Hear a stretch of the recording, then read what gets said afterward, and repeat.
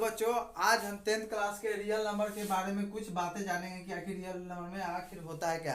तो हम पहला पहला सवाल जानते हैं, प्राकृत संख्या किसे कहते हैं।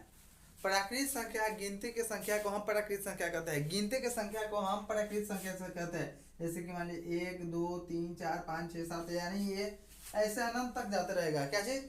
अनंत तक जाते रहेगा तो हम प्राकृत संख्या कहते हैं। अब दूसरा का सवाल देख रहे हैं, पूर्ण संख्या किसे कहते हैं। पूर्ण संख्या यानी प्राकृत संख्या में जीरो लगा देने से, यानी प्राकृत संख्या में जीरो लगा देने से पूर्ण संख्या कहलाता है। पूर्ण संख्या कहलाता है। इसे हम गिनती की संख्या कहें, चाहे ऐसे बोल सकते हैं, गिनती की संख्या में जीरो लगा देने से वो पूर्ण संख्या होता है, या प्राकृत संख्या में जीरो लगा देने से पूर्ण संख्या कहलाता है। तो हम आज देखें कि पूर्ण संख्या किसे कहते हैं। तो प्राकृत संख्या या गिनती की संख्या में जीरो लगा देने से पूर्ण संख्या होता है।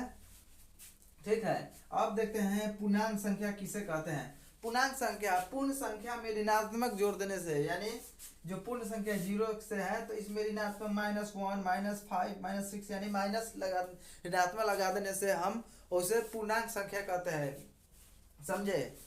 अब पूर्णांक संख्या मतलब कि ये ऋणात्मक हो गया, एक से जो माइनस है ना ये ऋणात्मक होती है, यानी ये निगेटिव हो गया, ये माइनस में हो गया, और ये जीरो से ऊपर में है ये प्लस में हो गया। ये तो वो बीच का है, नहीं कहता है न माधो का लेना, न सावन का देना, न माधो के देना।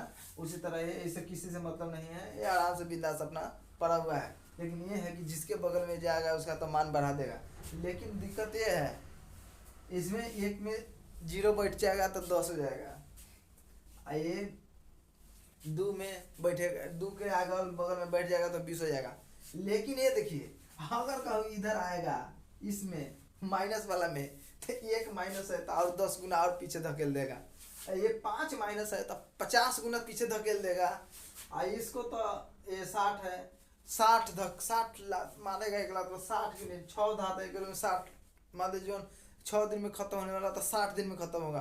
तो उसी तरह ये इसका मान ये नहीं है कि ये कुछ नहीं कर सकता है, ये बहुत बड़ा दिक्कत है। काहे कि यही है मेन, काहे कि आगे हम बताएंगे जीरो और धनात्मक और ऋणात्मक के बारे में जानेंगे। आज तक हम अभी हम इतना ही जानेंगे रियल नंबर के बारे में। आगे और वीडियो हम बताएंगे तो उसमें आगे के डिटेल रहेगा। ठीक है, बाय।